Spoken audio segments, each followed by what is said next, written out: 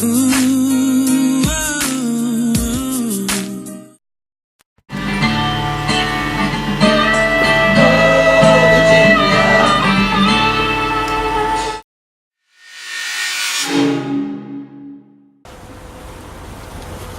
7:30 in the morning. I'm hiking out. I got what I needed to get done. As you can see, it's raining, but it's not like I don't have rain gear. I'm 15 miles away from the shelter I was going to go to yesterday, so I'm headed there right now. Pretty much going to be an easy day. I mean, ain't nothing you can do about it. Just take my time, get there when I get there, set up. Yeah, I'll see you.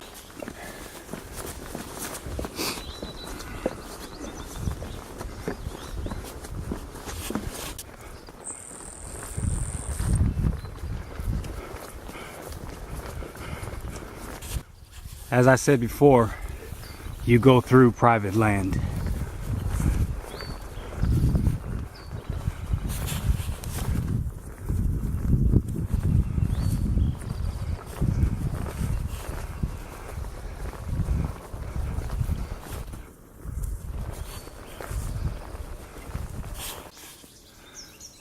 Look at all this green.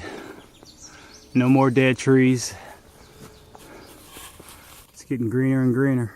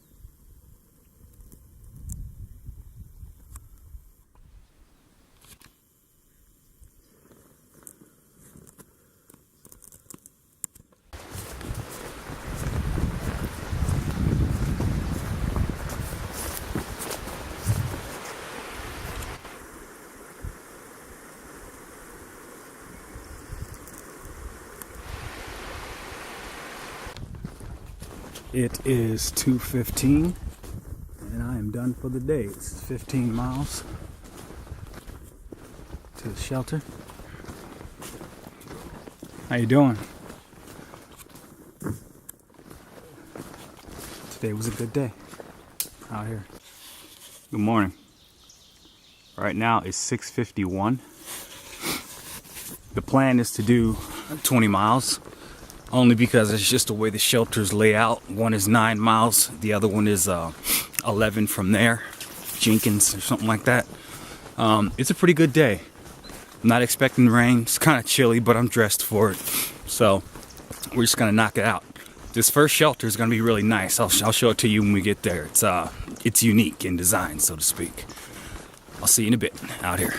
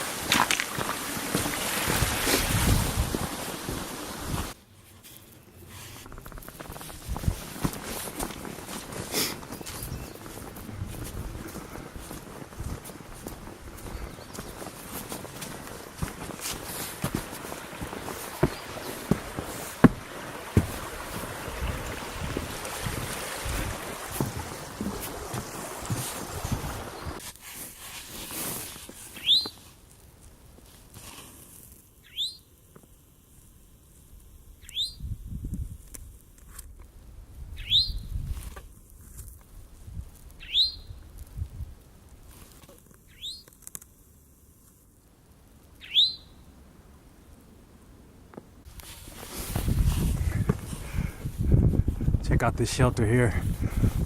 Looks like they did some renovating. It's actually very pretty. This is kind of like Blood Mountain. It's just except this one is just more isolated. It can get cold up here, so they gotta build them sturdy. But it's nice though, look at it.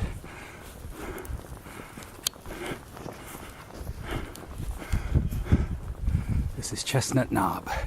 This is 9 miles done on a 20-mile day. Let's go inside.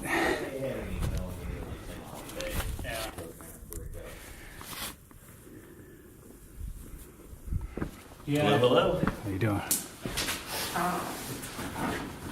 It almost looks like a hostel. The only thing that sucks about this one is the water source is very close by. Oh, really? And to get it. Despite the clear skies and the sun being out, I'm freezing right now. My hands are numb. Anyway, it's 10:45, and I only got 11 more miles to do on a 20-mile day. And I say let's get her done out here.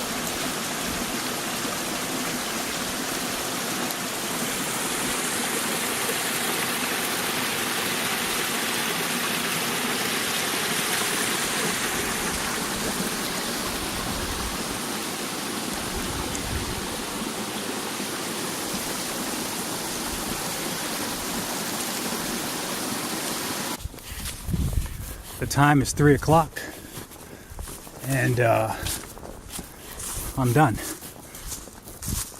20 miles in short order.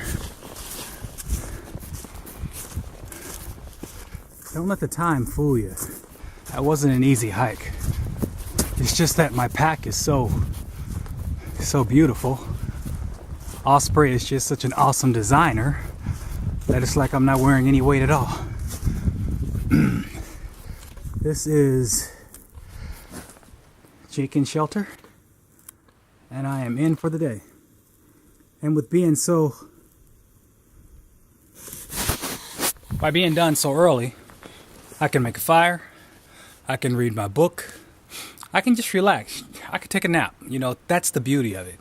And that's 20 miles, man. That's nothing. Tomorrow, 12 miles from here, there's an intersection and a town that goes into Bland. or a road that goes into Bland, which is a town. It's only 2.5 miles in. What I'm going to do is hitch into Bland. I'm going to get a burger or something. I don't have to resupply. I got food. I will stop at the Dollar General and get some hot dogs or something. Put it in my pack, hitch out, and then do 5 miles to the next shelter.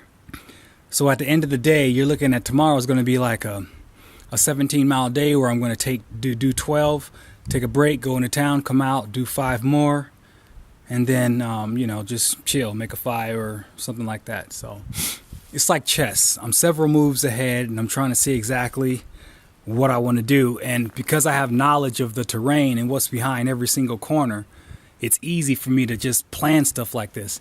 And that's probably one reason why in this juncture it's easier for me to hike alone. Because when you're hiking with big groups are just a logistical nightmare. I mean, there's really no other way to put it, because you got so many people trying to do different things. Here, it's like I don't got to convince anybody to do anything. I know exactly what's going on. To be honest with you, I'm probably the best hiking partner anybody could wish for, because I know exactly what's going on. But it's all fine. I mean, people know what's up.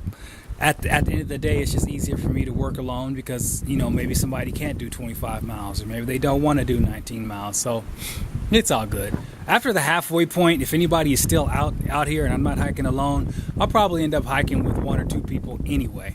Because, like I said, the further you go north, the more the crowd thins out. So we'll just see what happens out here. Curling up with a good book. I got the fire going. Looking like Christmas out here. Yeah, that's nice. When they're nervous, the tails are up as a flag. Or when they're in meetings even. Those are babies. Yeah, They taste first the one is really skinny too. They taste the best though. They do. I used to hunt deer up in Vermont. But I'm gonna do it anyways. What's that? I'm gonna buy my license legit like I always do. But I'm gonna go atlatl hunting. Oh yeah? Yeah. Nice. That's what I do for fun. Just throw atlatls. My middle school teachers had one of those. We used to play around with it in the field we had in school. They're pretty brave. Brave or stupid.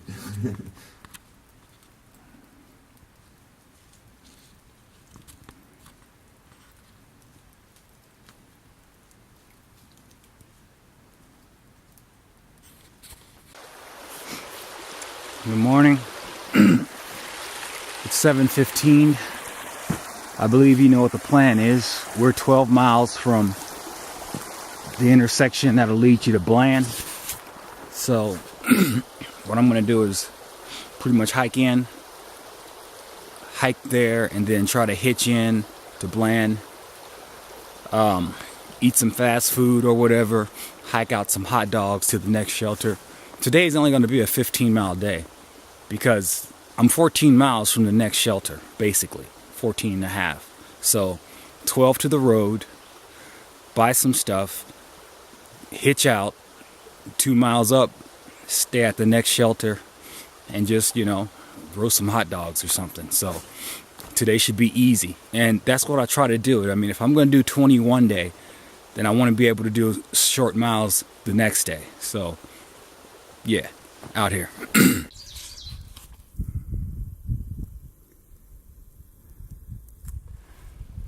It might be 40 degrees right now.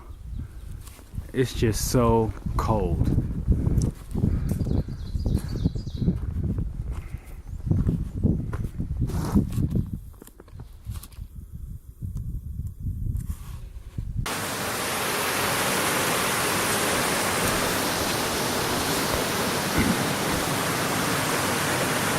Look what I see. If we're lucky, there's something in there.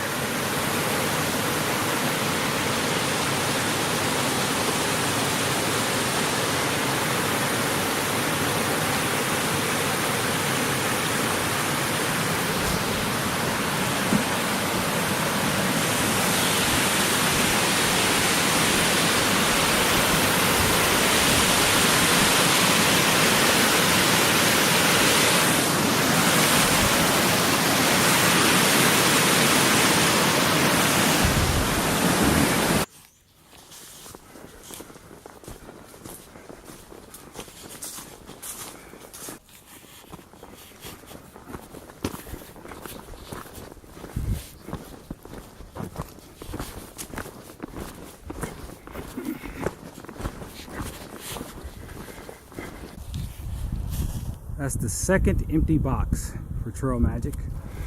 Right now, I'm at the road, or sorta, at least I'm getting close. I'm like 0.3 miles from the road that'll take me into Bland.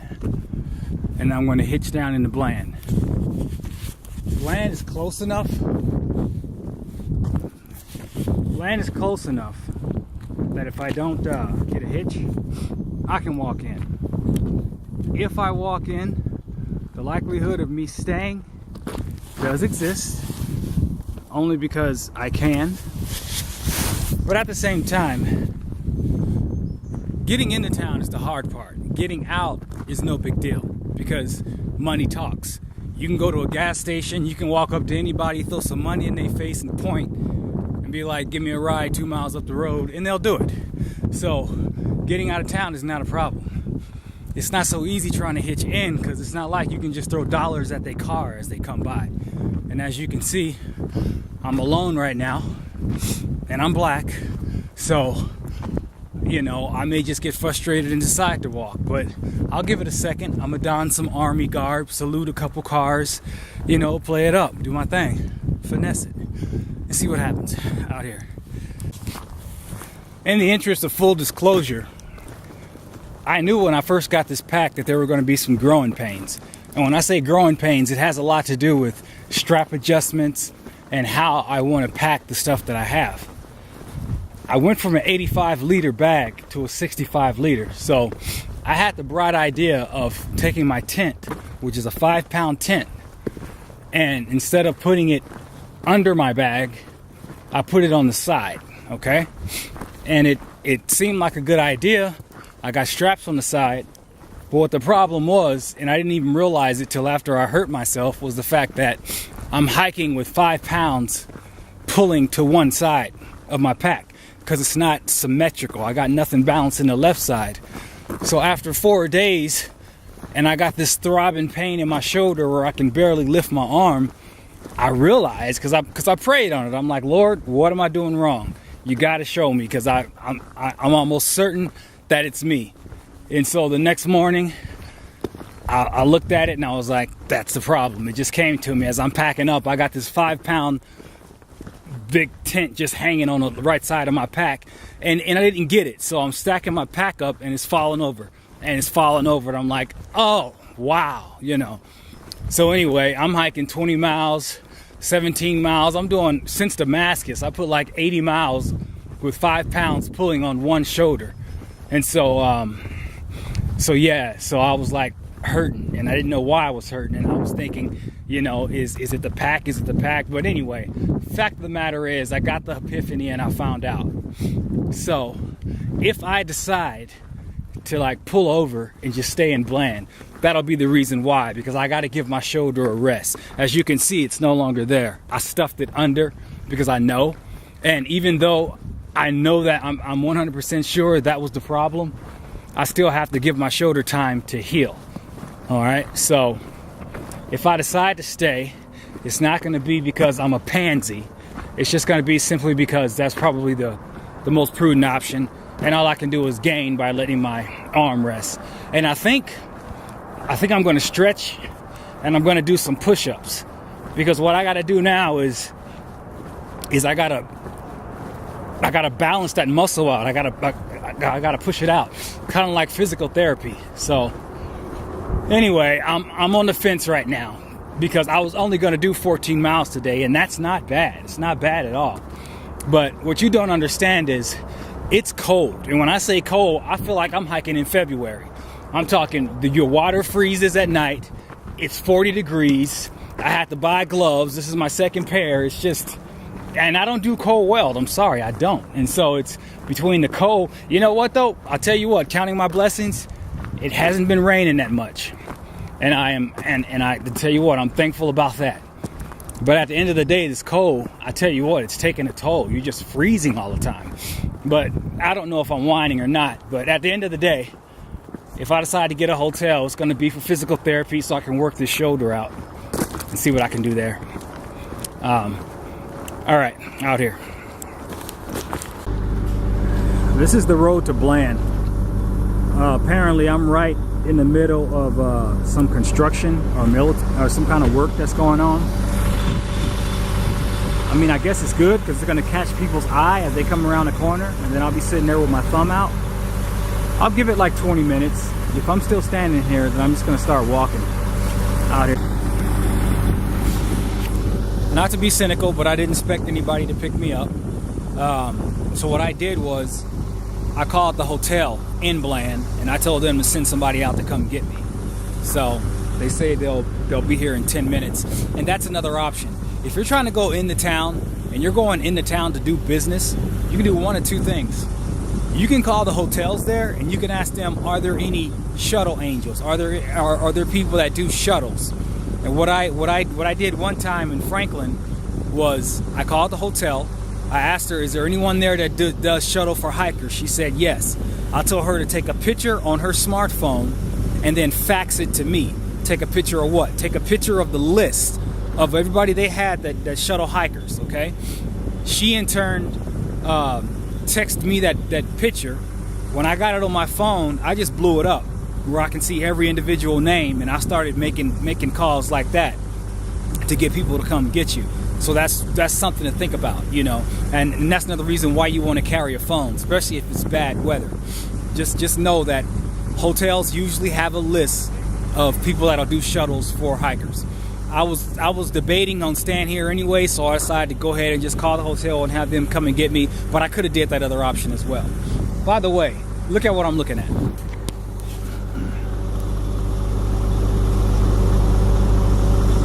Now I'm a soldier, and this is a flag, and that's just pathetic. I'm thinking to myself, you know, this is a church right here. It's like, come on, man, you guys don't have enough wherewithal just to go in town and buy a flag. So what I'm gonna do is, if I can find a place in here, if I can find a place in town that actually sells flags, I'm gonna buy a flag. I'm gonna write a little note, and I'm gonna put it on these people's doorstep and be like, really, you can do better than that.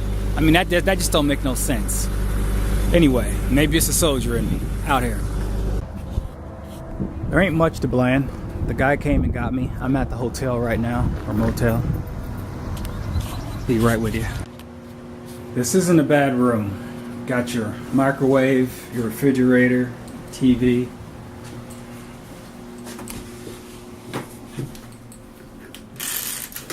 Your bathroom, nice shower head. I know you're thinking I'm a wuss right now, but I'm just gonna go with it. Let my shoulder heal, do some push-ups, stretch. Bubba, that's the guy that gave me a ride. Angie is his wife. She works for the hotel. He's gonna go pick up his dog, so he has to go by Walmart. So they're gonna knock on my door when she gets off, and he's gonna give me a ride to Walmart so I can get a fuel can. And while I'm at Walmart, I can pick up a few more things. So, as far as I'm concerned, it's all good out here.